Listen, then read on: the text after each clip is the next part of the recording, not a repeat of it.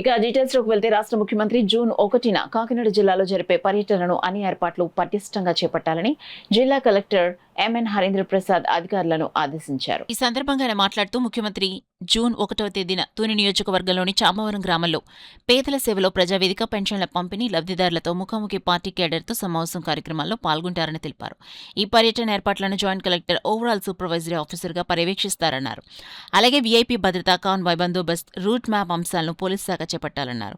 Helipad వేదిక ఏర్పాట్లను, వర్షం పడకుండా పంటల్స్ ఏర్పాటు, రోడ్ల గుంతల పూడ్చే పనులను ఆర్ఎండ్బి పంచాయతీరాజ్ ఇంజనీరింగ్ అధికారులు చేపట్టాలన్నారు. అత్యవసర మందులు, స్పెషలిస్ట్ డాక్టర్లు, అంబులెన్స్ను సిద్ధంగా ఉంచడం, సభ ప్రాంగణంలో మెడికల్ క్యాంపులను వైద్య ఆరోగ్య శాఖ ఏర్పాటు చేయాలని ఆదేశించారు. పబ్లిక్ అడ్రస్ సిస్టమ్ ఏర్పాటు, ప్రింట్, ఎలక్ట్రానిక్ మీడియా సమన్వయం, సమాచార పౌర సంబంధ శాఖ నిర్వహించాలని, వీవీఐపీ ఆహార పరీక్షల బాధ్యత అసిస్టెంట్ ఫుడ్ కంట్రోలర్కు, సభకు వచ్చే ప్రజలకు మజ్జిగ, త్రాగునీరు, స్నాక్స్ అందించే బాధ్యతను సివిల్ సప్లైస్ అధికారులకు అప్పగించారు.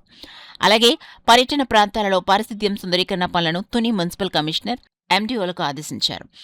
ఈపీడీసీ నిరంతర విద్యుత్ సరఫరాను ఈ డిస్ట్రిక్ట్ మేనేజర్ అవసరమైన చోట ఇంటర్నెట్ సదుపాయాన్ని ఏర్పాటు చేయాలని ఆదేశించారు. వేదికల వారీగా ఇన్ఛార్జీలను నియమించి పీడీ, డిఆర్డీఏకు హెలిప్యాడ్, కాకినాడ ఆర్డీఓకు చామవరం ప్రజావేదిక, పాళ్లు పెద్దాపురం ఆర్డీఓకు ప్రధాన వేదిక బాధ్యతలను అప్పగించారు. అధికారులందరూ జాయింట్ కలెక్టర్ సూచనలను పాటిస్తూ ఎటువంటి లోటుపాట్లు లేకుండా అత్యంత జాగ్రత్తతో ఈ విధులను నిర్వహించాలని కలెక్టర్ ఆదేశించారు.